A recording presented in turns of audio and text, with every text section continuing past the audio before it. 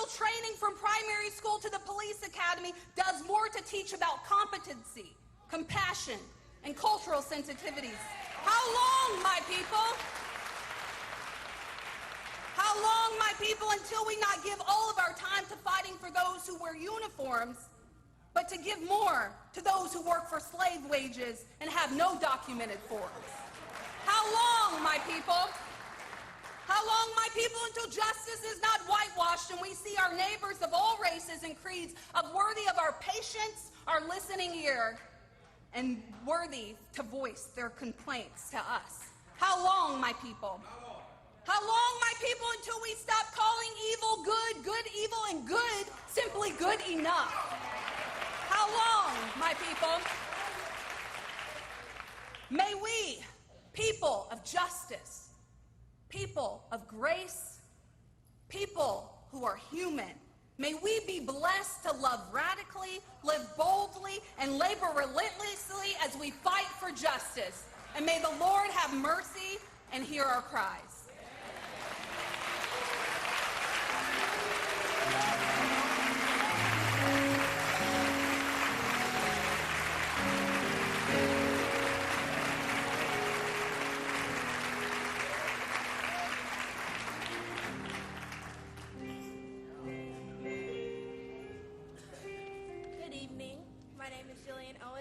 Representing Women of Power in Metropolitan Baptist Church Youth. And thank you. I'm here because I think it is incredibly important for us as youth to use our voices and use our platforms to voice how we feel about this injustice going on in today's society. And we have access to platforms that many grown folk, quite frankly, can't just wrap their head around, like our social media and talking to each other in a way that we understand. So I think it is our job to educate ourselves and to talk about what's going on in our society today. So I will be voicing my reflections through a spoken word. Another name added to the list. How long must we deal with this? We are people, not problems. Treat us that way. Please believe us when we say we can't breathe. Can't you see we're already suffering? You know, it gets tiring hearing the same thing. When will we start being treated like human beings? Men lose their lives because they are black and large, not because they are armed, but because they look like bad dudes. If only they knew that bad dude was a father, brother, and son too. This thought brings fear to my heart and rage fills my mind because it just as easily could have been one of mine. Because it just as easily could have been one of mine. How long must we march? It really breaks my heart. Another black man is dead because his car wouldn't start. Something must be done. We'll fight this battle till it's won, but not with fire or guns, with unity, love, and respect. These are the principles as a society we must reflect.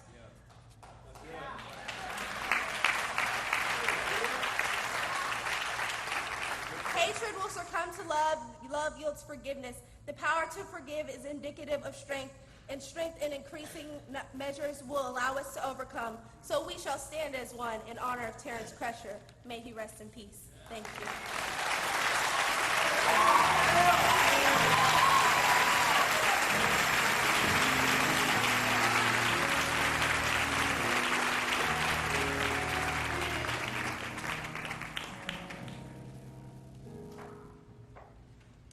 My name is Sarah Emily Rana, and I'm a member of the Islamic Society of Tulsa. On behalf of the Muslim community, our hearts are with you. We stand in solidarity with the family of Terence Crutcher. And as we are in this space today, and as we leave tonight, I ask that you remember the family, especially his children, as we continue to strive for a better future for his children and the children of our nation. We cannot imagine the sorrow, hurt, and pain that you must be facing and will continue to face. We are here for you. We are here to be your shoulder to lean on. We are here to be your hand to hold.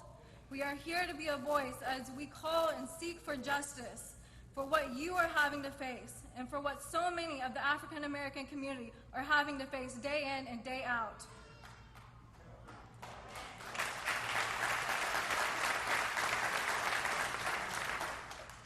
have been wronged, you have been let down, and you have been mistreated, and we have been misled with the notion that we have come so far, yet people are still losing their loved ones from bullets made of fear and ignorance.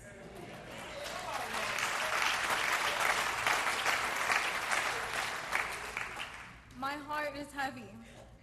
This is not the home I grew up in. I grew up in a Tulsa where my mother taught me that everyone should be treated with respect and dignity. I grew up with the honor of attending many mosques, synagogues, temples, and churches, and not all of them were white.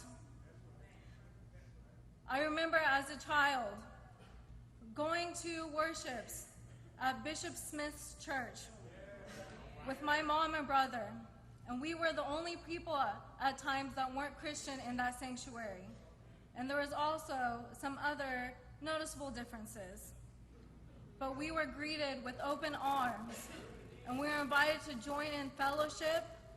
And when they had meals during the Harvest Festival, during the fall season, we were asked to sit at the table with them and share food, share warmth, laughter, hugs, and love. It didn't matter that we were different, that we came from different faiths or different races. We were there to give thanks and love to each other and the Almighty. The Tulsa I see now on the news, I am embarrassed and I am ashamed.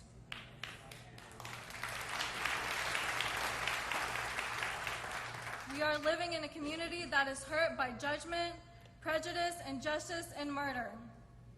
We are living in a society that lives in fear of being free, where we have to educate our children on how to act when questioned by peers and authority. We are living in fear that by exercising our rights as citizens of this nation that was built on our backs, that we will be punished. We are living in a time of hurt and pain, and it must stop. It has to stop.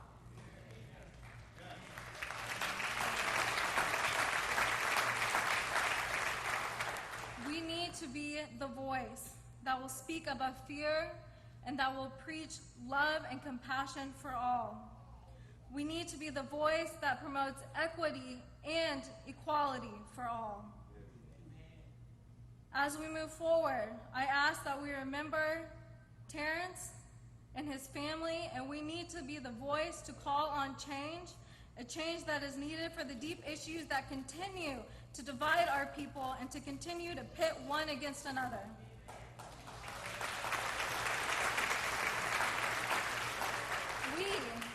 We as a people, we as a community need to be the change that will make it easier to put our hands on our heart and say the Pledge of Allegiance without hesitation. And when we utter the words for liberty and justice for all, that one day we will do so with conviction and pride. For one day, inshallah, God willing, we will be equal, we will be respected, and we will be free of the chains that have been cast upon us. Thank you.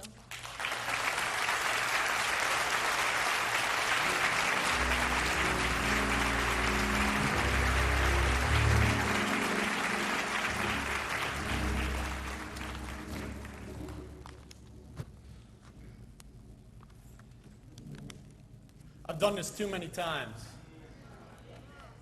I was asked to speak after Trayvon died at Antioch Baptist Church, when Michael Brown died here at the Met, when Charleston happened, we mourned at Morning Star. You might be wondering, what does this white man have to say? Why does he keep coming back? Well, my father was Jewish and my mother was Catholic. And I was raised in a church where we were taught to respect all religions and all people.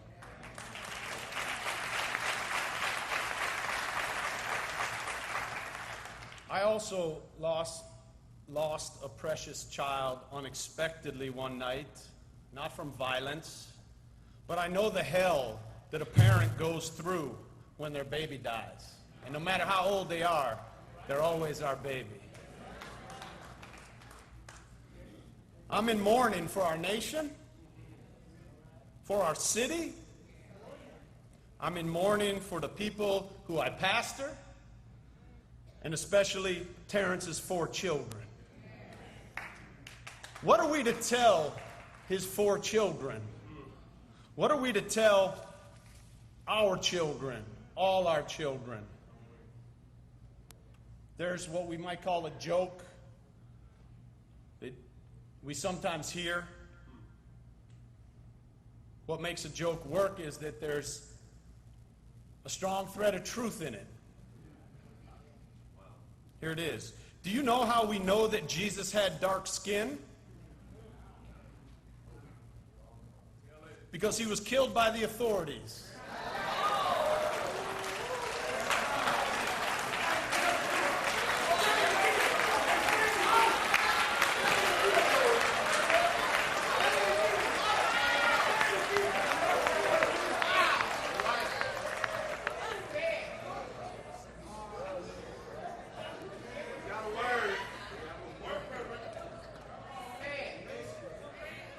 Terence Crutcher needed help, but instead he got a bullet.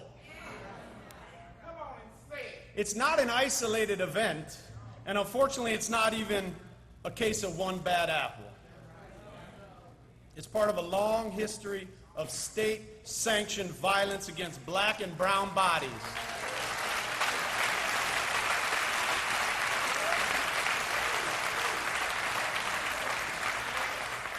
And a long history of violence and murder of black and brown people with impunity. But not this time. This isn't about bad apples. It's about poison apples.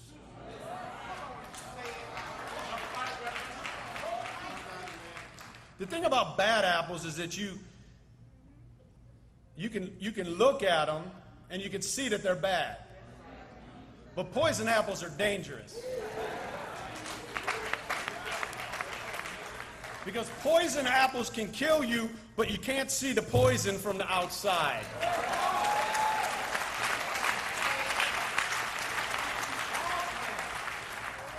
That's a dangerous situation. In fact, poison apples look exactly like healthy apples. Now, hear me out on this for a second. Here's the bigger problem. I'm not convinced for a second that Betty Sharp is a bad cop. Hear me out. In fact, I'd even bet she's a pretty good police officer by contemporary definitions. And that's the bigger problem.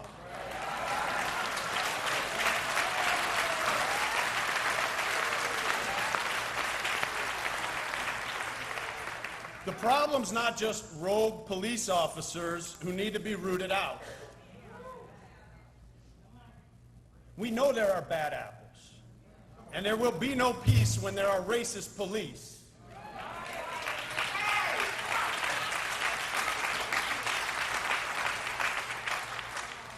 But the bigger problem, there will be no peace when there are still racist police. But the bigger problem is that even what could be described as good officers are using excessive force and are killing unarmed black people. Now hear me out on this. I know Chief Jordan personally, and I could be wrong. But I've come to believe that he may be among the best police chiefs in the country. But that's the bigger problem. This is not an issue of individual bad apples. That would be a much easier problem. This is a systemic problem that is so bad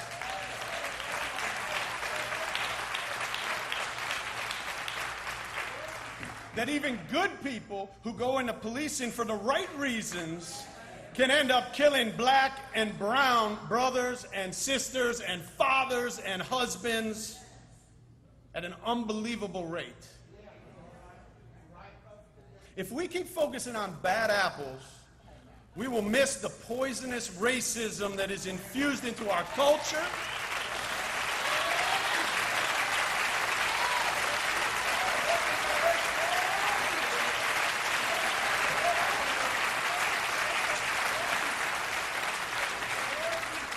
the poisonous racism that's infused into our minds, and therefore into our police and their minds and their culture.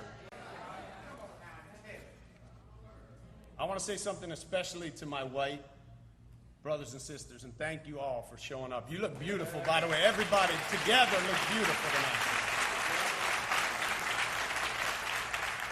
A friend of mine was upset this week because he said white people that he works with were not getting very mad about what was happening, and he was wondering why. He asked if white people just don't get angry.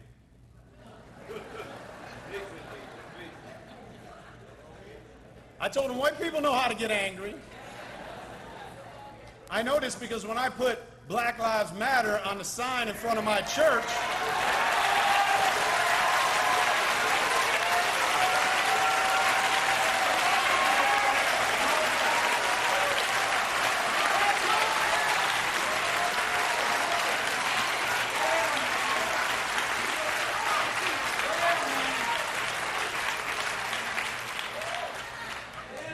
when I put Black Lives Matter on the sign in front of my church, some white people got real angry. When Colin Kaepernick started standing up for racism by sitting down for the national anthem,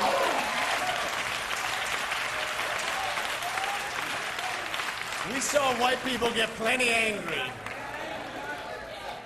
It's not that white people can't get angry. It's that we need to make sure that we're getting angry about the right thing.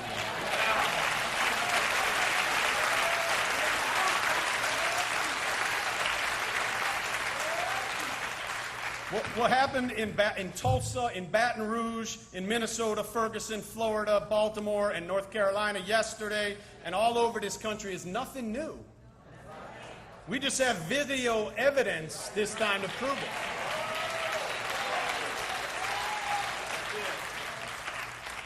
If there was no video, the story that we initially heard was that Terence was not cooperating. He was told to have his hands up, and he was reaching into his car window.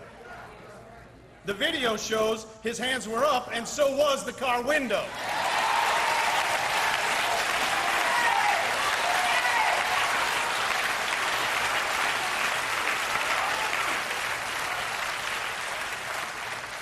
That's the other problem. When these things happen, we got to try to stop making the victims into bad apples.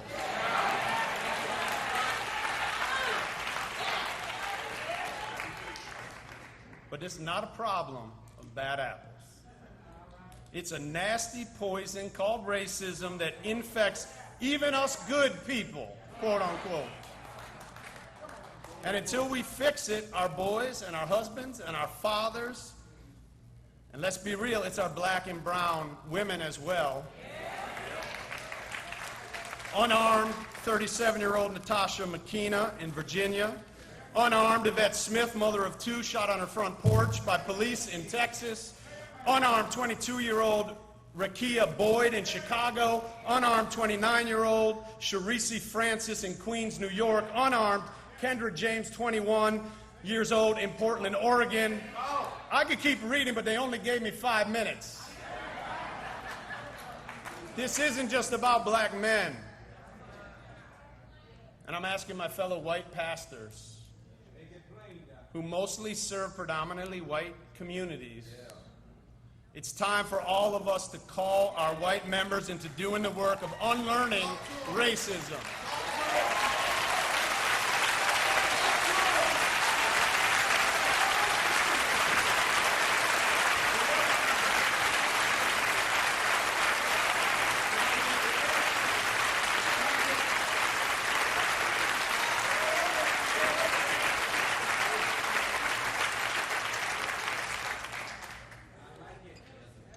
Until white people are enraged about these real injustices, until white hearts tremble not in fear of black and brown bodies, but with fear for black and brown bodies,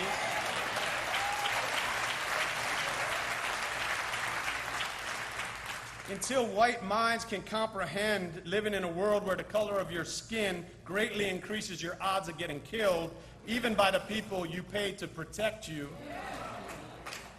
Until we white people help each other to unlearn patterns of prejudice that cause violence against black and brown people, then we'll keep meeting in services just like this one, mourning the deaths that should never have happened. The most deadly weapon in this war against black people is silence.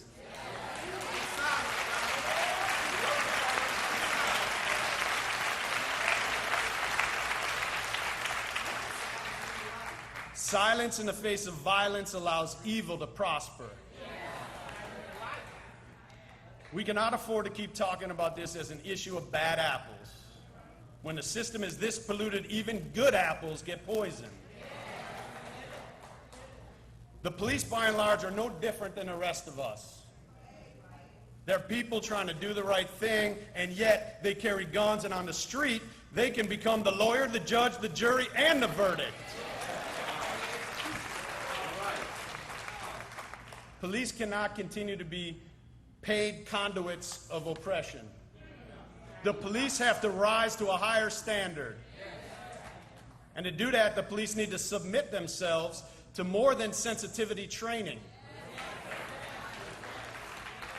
and cultural competence seminars. They need to submit themselves to doing serious anti-racism education and to unlearn prejudice.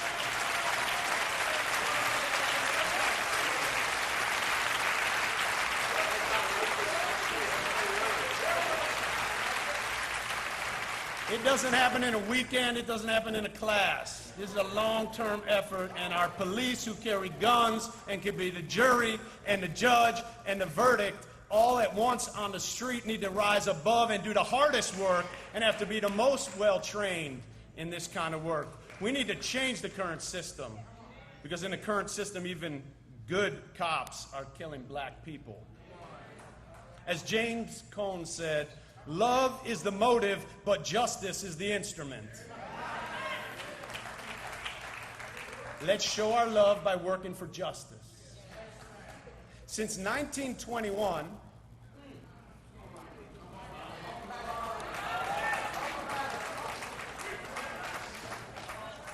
Tulsa's black community has been the stone that the builder refused.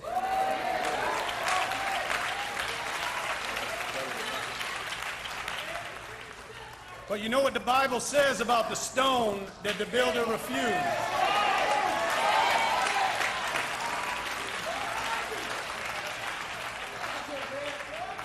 It becomes the cornerstone.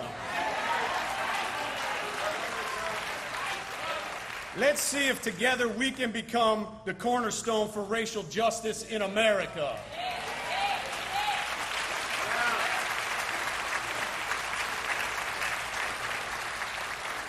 Let's wring some good out of this tragedy. What if we went from being known as the city with the worst race riot massacre in the United States to being one of the cities that finally changed the system?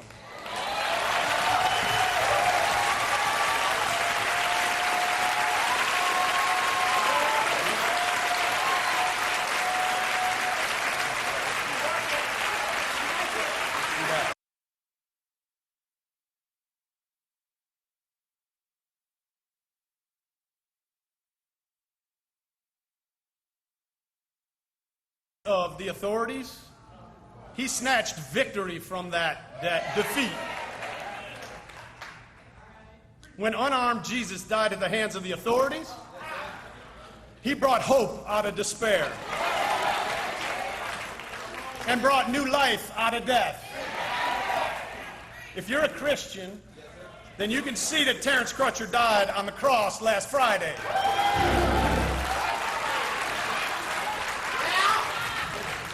Just like every black man, woman, and child who has ever been killed by those in authority.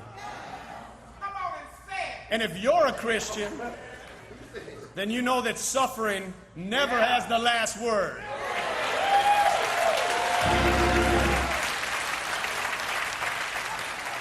And that death is never the end of the story.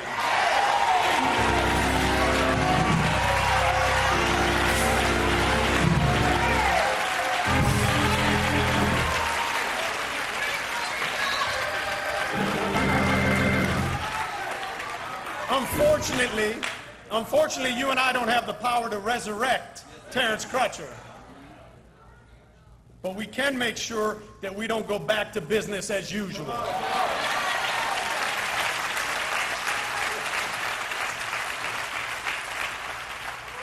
The killing of all these black and brown bodies has uncovered an uncomfortable truth about our nation. It reminds us that no matter how far we've come, we've still got a long way to go. Let's go together. Thank you.